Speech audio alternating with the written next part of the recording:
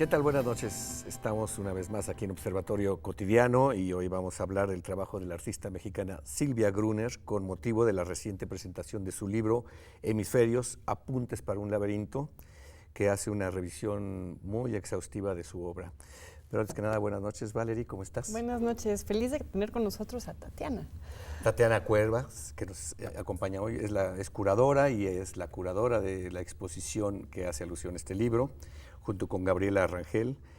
Y como ya dije, bueno, editoras de este libro que representa la primera publicación que examina en conjunto el amplio cuerpo de trabajo producido por Silvia Gruner durante las últimas, ¿qué? ¿3 décadas? 3 décadas, sí. Bienvenida, Tatiana. ¿Qué tal? Muchas gracias por la invitación y la verdad es que sí estamos muy contentos con este libro y esta exposición que acaba de terminar en el Museo Amparo. Fue una exposición que, bueno, la estuvimos trabajando durante un periodo casi de 3 años. Se presentó primero en American Society en Nueva York, en una versión muy compactita, y luego en octubre del año pasado se inauguró en el Museo Amparo ya con una revisión, es la versión ampliada, digamos, de esa revisión muy concreta. Y lo que tratamos de hacer tanto en la exposición como en el libro es hacer una revisión de estos 30 años de trabajo, que si bien Silvia es una artista que se conoce por, digamos, formar parte de una generación que en los años 90 fue un parteaguas para el lenguaje del arte contemporáneo mexicano, para el entendimiento también de lo que es el arte mexicano, ¿no? Ellos mismos, junto con curadores y críticos, estaban reflexionando sobre qué es el arte mexicano. Es un cliché, es cómo utilizar lo vernáculo, cómo utilizar las tradiciones, cómo utilizar lo que refiere a una localidad, pero desde un planteamiento desplazado que va más allá de una cuestión nacional, ¿no? Que lo lleva, sí parte de lo local, pero trasciende ese aspecto para poder revisar de manera crítica lo que se está entendiendo como arte mexicano, ¿no? Fue una generación muy importante en ese sentido y que además, al ir creciendo en sus propios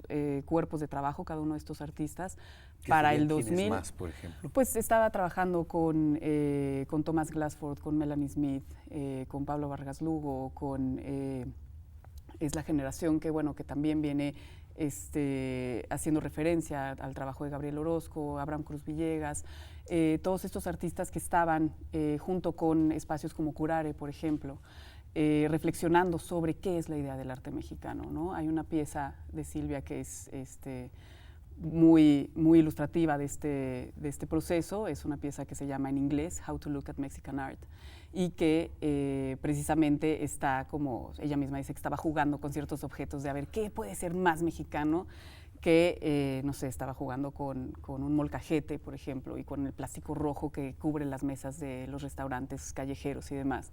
Y de pronto empezó a tomar fotos. Y este molcajete es además un molcajete que tiene un orificio al fondo, que es un molcajete no que compró en un mercado, sino uno que se lo heredó su nana, siempre utilizando objetos que tienen una relación afectiva con ella. Y este molcajete, bueno, habla de cómo el estarle dando y dando a una tradición acaba por hacerla hueca, ¿no? Que es una obra de 1995, ¿no? De 95, Entonces exacto. veníamos del Tratado de Libre Comercio, Exacto. México se integra al primer mundo, es parte de la OCDE en 2016. Las preguntas que se hacía Silvia con esa pieza vuelven a ser relevantes. Sí, totalmente. Ahorita, bueno, ya no estamos hablando de un arte mexicano que tenga que romper con estos estereotipos, pero estamos hablando de un país que está confrontándose. En un cierre de ese ciclo que se inaugura en el 94, tal vez, ¿no? Sí, exactamente. Pero antes de eso me gustaría como pensar más en esta generación y en el trabajo de Silvia en ese momento seminal, que se estaba rompiendo justamente con discursos nacionalistas, una vez más contra el muralismo y desde luego el neomexicanismo y qué más. ¿Cómo podrías tú describir la escena del arte en México en los esas 90s? épocas, ¿no? Pues contra bueno, la cual ella y su generación se definen. pues una escena como que estaba buscando alternativas a los discursos oficiales, definitivamente, ¿no? Donde no solo por medio de su trabajo, sino por medio de los espacios que ellos mismos estaban abriendo, ¿no? Y donde hacían exposiciones, en realidad era una, digamos, una época en donde estaban trabajando por un lenguaje propio, más allá de una inserción en el mercado que cambia mucho ahora, ¿no? La escena ahora está totalmente condicionada por el mercado.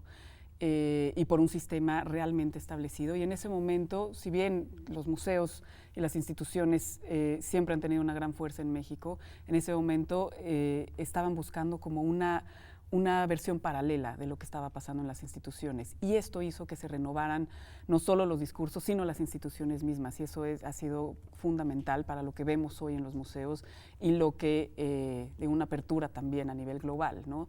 La inserción del arte mexicano en el ámbito internacional y, bueno, también estos discursos desde la mirada occidental, europea o norteamericana, interesándose por ciertas cuestiones locales que vienen a ser muy conflictivas. Fue una generación, ¿no?, que tuvo que abrir espacios alternos a las instituciones, ¿no? Digamos, desde Temístocles hasta, digamos, exposiciones en lugares como el Desierto de los Leones.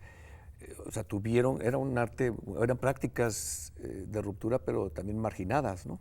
Marginadas que sí tuvieron, creo que fue a posteriori que se le dio la importancia a nivel histórico, obviamente, de todos estos ejercicios, ¿no? Sí. Lo que es también muy importante en esta revisión que hacemos del trabajo de Silvia es que ese momento se incluye dentro del libro y dentro de la exposición como seminal, pero se hace un rebote hacia lo que ha venido trabajando en los siguientes 30 años, ¿no? O sea, es un artista que empezó a trabajar en el 86. Sus primeras piezas son muy interesantes porque ella se formó como escultora en Israel, luego se fue se formó como en la licenciatura de Artes Plásticas en Israel, luego se fue al Massachusetts College of Art a estudiar escultura. Y estando ahí empieza a meterse, el Mass College of Art tiene un acervo fílmico impresionante y es uno de los intereses que han estado vivos en Silvia desde entonces, ¿no? Ella se echó un clavado a todo ese acervo de manera totalmente autodidacta, con guía de todos los profesores obviamente que estaban ahí, pero digo, no de manera formal. Y eso fue fundamental para modificar su propio lenguaje y para poder establecer o incorporar nuevas lecturas y nuevos planteamientos dentro de lo que ella venía trabajando con la escultura, ¿no? Deja la escultura por un lado como escultura en sí misma y le empieza a incorporar a una condición fílmica, por ejemplo, o fotográfica, y eso es súper interesante en términos de cómo se integran distintos medios en el trabajo del artista contemporáneo, ¿no? No se habla de hacer un collage de distintas, es como foto, pero tiene, ¿no?, un pedazo, o es video, pero tiene una foto fija. Esta es una integración real en donde se cuestiona la condición escultórica a través de utilizarla dentro de un filme, por ejemplo. Entonces, cómo la desmaterialización de la escultura se viene a discutir desde otra perspectiva y que tiene que ver con el cine. Cómo sus fotografías, por ejemplo, se vuelven escultóricas, pero también tienen un discurso cinematográfico, porque hay una narrativa en algunas de ellas, ¿no? Entonces, todo esto viene, lo empieza a gestar a mediados de los 80, cuando está en Boston, y bueno, empieza a producir una serie de películas en Super 8, cortas, que lo que dice ella, yo estaba aburrida en Boston, yo no tenía nada más que hacer y quería como desafanarme de ciertas cosas. Entonces empezó a hacer acciones performáticas, ella sola, en su departamento, poniendo la cámara y haciendo desde alusiones a piezas de la historia del arte, donde ella misma se ponía como la mujer que está siendo vista por el hombre, pero ya siendo vista por ella misma, ¿no? Exacto, y el uso de su cuerpo como eje central de tantas estas obras la vinculan, aunque ella no lo haya hecho intencionalmente o vocalmente, con el feminismo de segunda ola. Y a mí me gusta como fecharlo como feminismo de segunda ola porque estamos en tiempos que trascienden ya ese tipo de nomenclatura, pero sí marcándose como una mujer artista, ¿no? Sí, está, o sea, sí es claro cómo está invirtiendo la mirada de todos estos íconos de la historia del arte que están siendo construidos o que fueron construidos durante siglos a través de la mirada masculina, y ella está revirtiendo esta posición para decir, si vamos a poner el objeto de estudio, que sea la mujer, que sea mi cuerpo y sea yo misma, yo voy a dictar cómo se va a leer y cómo, hasta dónde voy a exponer esta condición, ¿no? ¿Y cuál es esta obra de ruptura, parteaguas mientras estaba en Boston? Hay un film Arena, que se llama Arena, del 86, que lo hizo dentro de estas acciones, Pero esta no es dentro de su departamento, se fue a Cape Cod y en las dunas de Cape Cod está ella rodando constantemente hacia abajo, como en una acción sisífica, en la que ella desnuda, rueda hacia abajo y vuelve a subir y vuelve a rodar y de pronto se impregna el cuerpo con un pigmento, como haciendo énfasis en esta condición corporal como el soporte básico de toda su siguiente producción, ¿no? Porque es el cuerpo, pero también es su biografía, es su historia, son sus problemáticas, su propia definición identitaria como mexicana, pero formada en el extranjero. Es bien, bien complejo. Y lo que es muy interesante también es que toda esta cuestión que sí tiene una condición autobiográfica, trasciende también la personalización o estas historias personales, ¿no? No es nada más el te cuento lo que me pasó, sino lo pongo sobre la mesa para discutir condiciones colectivas. Y eso es un planteamiento también muy interesante en esta utilización del cuerpo, ¿no? Finalmente, el colectivo es una unión de cuerpos. Y esto habla de historias que parten de lo individual, pero que ilustran lo colectivo. Y estamos hablando de situaciones que van desde el Holocausto hasta la identidad mexicana y distintas, o sea, la condición de ruina personal y de ruina histórica, pero cómo construyes a partir de eso. Y eso es lo que hace realmente relevante el trabajo de Silvia, que a lo largo de estas décadas ha continuado explorando sus propias problemáticas, pero trascendiendo lo que es propio para pasar Además tiene una relación familiar con su familia polaca, estuvo en campos su abuela de y su madre estuvieron en un campo de concentración y fueron rescatadas por la Cruz Roja Sueca. Y de hecho hay una pieza que también es muy, muy interesante, que tiene que ver con, bueno, o sea, hasta dónde llevas el ready-made, por ejemplo, ¿no? Se encuentra ella una máquina para hacer jabón que tiene una placa con el nombre de la compañía, que es una compañía sueca que se llama ASEA, y su logo es una suástica. Entonces es como el ready-made perfecto para poder trasladarlo hacia lo propio, ¿no? Entonces lo que hace es una pieza en donde produce jabones de color rosa, así rosa Venus, con figuritas, un molde de figuritas prehispánicas, y estas está haciendo los jabones. Por un lado hay un video que registra uno de estos jabones deshaciéndose por el paso del agua, ¿no? Como la identidad también se va lavando y se va quedando una esencia. Y una entrevista a su abuela, que es la primera entrevista también donde la confronta y bueno, además la graba para hablar de lo que sucedió. Entonces es una pieza que, bueno, de un objeto encontrado viene todo este desarrollo en donde se incorpora la historia propia y la historia colectiva, ¿no? Bueno, tenemos que hacer un corte, Tatiana. Ahora volvemos.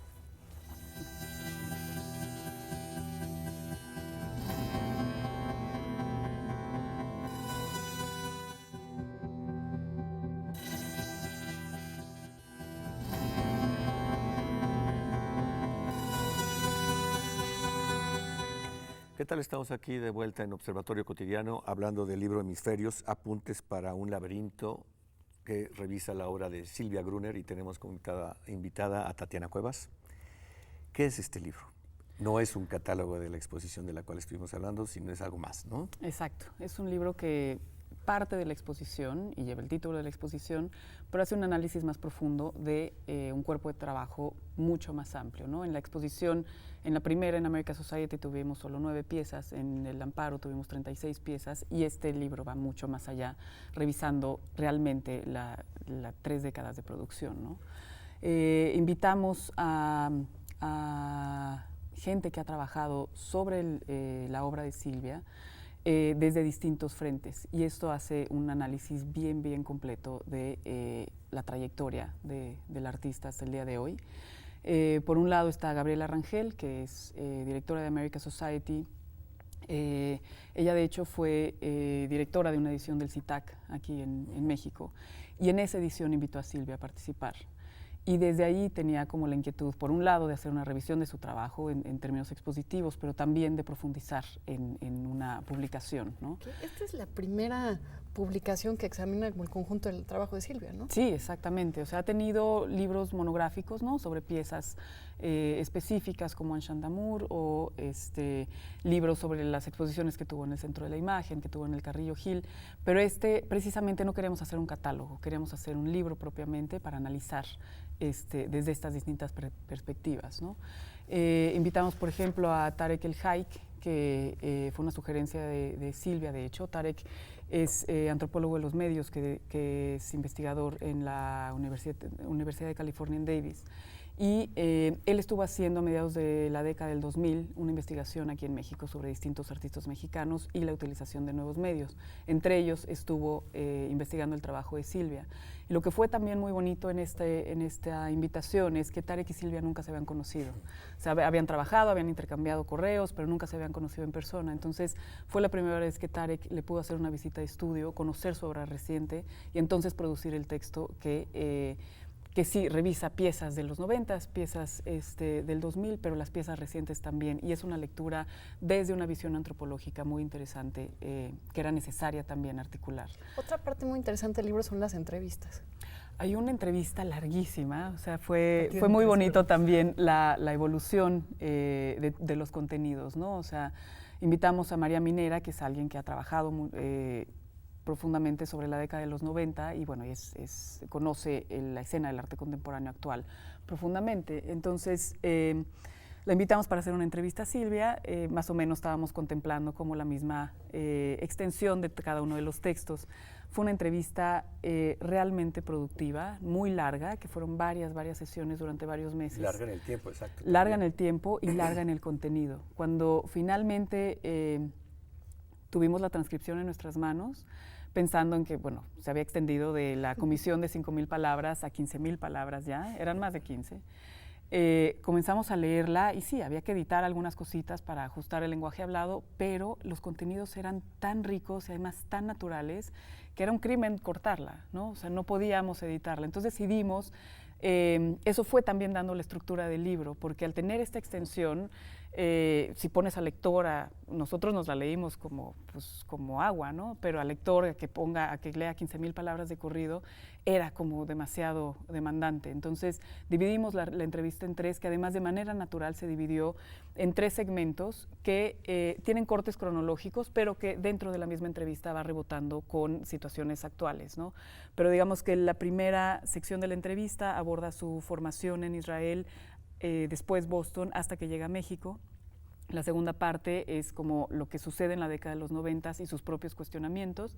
Y la tercera parte es como una reflexión sobre los medios mismos del cine, de la fotografía, de la escultura y cómo los va intercalando en su trabajo. Entonces se dio de manera natural esta división y al mismo tiempo los textos que habíamos comisionado se fueron integrando de manera también pues natural, ¿no? O sea, creo que aterrizaron como en buen terreno. El segundo texto que comisionamos fue de Irmgard Emmelheins, que es una investigadora y crítica de arte, que también, o sea, su tesis de la licenciatura la hizo sobre Silvia, cuando dijo, tengo que buscar algo más que no sea el arte mexicano, y se acercó a Silvia y desde entonces ha trabajado sobre su cuerpo de obra. Es alguien que conoce muy bien su trayectoria, que han colaborado en distintas ocasiones con presentaciones de algunas piezas en exposiciones en el extranjero. Y bueno, Gardi es alguien que se especializa en cine. Entonces, es una lectura también como muy fresca de las influencias del cine en el trabajo de Silvia. Yo hice una revisión de su trayectoria, un poquito ubicándola en cómo empiezan los primeros planteamientos en la década de los 90, con todos los cuestionamientos que veníamos platicando hace un rato, y hacia dónde los ha ido como depurando en un tema muy personal que viene a concluir en esta última pieza que da título a la exposición y al libro, que es Hemisferios. Que tiene que ver con la portada también. Cuéntanos un poquito sobre la portada. La portada es precisamente un dibujo que hace Silvia, es una pieza totalmente atípica, Que no le gustaba dibujar, o le daba mucho miedo dibujar a sus pues digamos que no era, ¿no? sí, o sea, y no era algo que en lo que se sintiera cómoda, ¿no? Entonces, ves la soltura que tiene en la instalación y como que el otro lenguaje que viene a elaborar en este dibujo, que es un boceto a posteriori, ¿no? Pero elegimos esta portada precisamente porque la idea de estos apuntes, que bueno, dimos el título Apuntes para un laberinto. El laberinto no es un elemento presente en el trabajo de Silvia, es algo que nosotros estamos estableciendo como una lectura posible para poder recorrer su propia trayectoria, ¿no? Es como para mí todo el proceso de trabajar con ella estos 2-3 años, fue como ir descubriendo un camino y de pronto toparme con una pared y volver y regresar y finalmente hacer un recorrido que nunca concluyó, pero que lo ilustraba muy bien la imagen del laberinto. La imagen del laberinto en realidad fue una propuesta de Gabriela Rangel, que hace una lectura del trabajo de Silvia en torno al laberinto. Pero la idea también más interesante de todo esto es que es un cuerpo de trabajo que está en proceso, ¿no? Son 30 años, sí es una larga trayectoria, pero sigue construyéndose, por eso la calidad de un apunte. Entonces, bueno, elegimos esta pieza típica para ilustrar este proceso y que en el interior te pudieras encontrar pues precisamente todas estas distintas miradas y reflexiones sobre su trabajo, ¿no? Hay un ritmo que es muy interesante, en el que tenemos los textos que están producidos por un externo, ¿no? La mirada del otro, la de Gabriela, la mía, la de Gardi o la de Tarek, están en una sección en donde está como su sección en español, luego una sección de imágenes que es un ensayo visual de piezas que están nombradas en ese ensayo, pero también que se establece un ejercicio visual de conexiones entre las obras en la misma sección y que son obras que estuvieron en la exposición. Y luego viene la entrevista, que está manejada en términos de diseño de manera distinta. Tiene una tipografía distinta y tiene también un fondo de color distinto. Entonces, como lector te vas ubicando en cuanto estás en esta sección en donde es la mirada del otro o cuando llegas a la sección que es la mirada más íntima y que se repite 3 veces a lo largo del libro, ¿no? Intercalada la entrevista. Y entonces, Hemisferios hace alusión a esa pieza. ¿Y cómo describirías para la gente que no ha visto esa pieza? Esa pieza fue una instalación que hizo Silvia en su casa, en los jardines de su casa. Ella vive en Tacubaya, ¿no? En una casa muy linda, que es una planta tradicional en una sola planta y que hace como una forma de herradura. Tiene un jardín al frente, un patio y un jardín atrás. Y ella vino construyendo como la idea, llevaba desde un año atrás tejiendo un estambre, no es un estambre nada más que despliega, sino que lo vino tejiendo, como viene también ahí toda una referencia constante a ciertos mitos clásicos, ¿no? Penélope que está tejiendo y luego deshace su tejido. Entonces ella estuvo planeando, digamos, esta pieza al estar tejiendo este hilo. Y llegó un momento, hizo algunos ejercicios en un jardín y luego ya lo dejó de un lado. Y llegó un momento en el que dijo, bueno, ya, es el momento de poder de desenredar este tejido, ¿no? Hizo en el jardín frontal una instalación reticular, estaba suspendida más o menos a la altura de la cintura, en un despliegue, les digo, como una cuadrícula perfecta, y se comunicaba a través de la cocina hacia el jardín de atrás, haciendo una serie de enlaces totalmente caóticos que se agarraban de árboles, de sillas, de muebles, de todo lo que pudieran, ¿no? Esta disposición terminó ilustrando digamos que la condición de los hemisferios cerebrales y además fue muy bonito que se conectara naturalmente a través de la cocina, funcionando como el cuerpo calloso cerebral, donde está como lo calientito, donde suceden las conexiones en casa, sucedían también como esta transmisión de una manera de pensar y otra, ¿no? Fue una instalación que estuvo durante una semana más o menos en su casa y nos invitó a varios colegas, ¿no? Artistas, curadores, críticos, gente cercana a ella a visitarla y era en realidad, yo lo sentí como una invasión a su propia estructura mental, ¿no? Porque tenías que entrar y brincar y agacharte y subirte y era realmente porque además la seguía armando mientras tú estabas ahí, ¿no? Entonces sí era como meterte en sus delirios de alguna manera. ¿Había alguna referencia consciente por parte de ella, algo que ustedes mencionan ahí, de la exposición de los papeles de surrealismo? ¿Duchamp o no eso fue una realmente, lectura posterior? pero sí hay como una asociación de esta articulación como totalmente caótica, ¿no? Para poder interferir el espacio museístico en el caso de Duchamp, y en este caso era para interferir el trayecto de los que estábamos visitando. Oye, Tatiana, nos vamos a tener que ir pronto. ¿Dónde se puede conseguir este libro? El libro está ahorita disponible en la tienda del Museo Amparo, en Puebla. Pronto lo van a distribuir en librerías de museos aquí en la Ciudad de México. Y bueno, pues ojalá puedan disfrutarlo, porque sí es un estudio que va más allá de lo que la gente que pudo ver la exposición. En este libro va a poder profundizar todo lo que elaboramos ahí. ¿Y los que vayan a Sonamaco te pueden ver allá presentando el libro? En Sonamaco lo vamos a presentar el próximo viernes 10 a la 1 de la tarde. Ahí también tendremos ejemplares. Entonces, pues bueno, pronto en tiendas de museos. Es un libro muy generoso, muy inteligente, nada retórico, digámoslo, sobre una personalidad súper interesante, Silvia Brunner, y una obra muy contundente. Se los recomendamos, estén pendientes para cuando llegue a las tiendas de los museos de aquí del Distrito Federal o dense una vuelta a Puebla. Gracias, Tatiana. Gracias, Valeria. Buenas noches.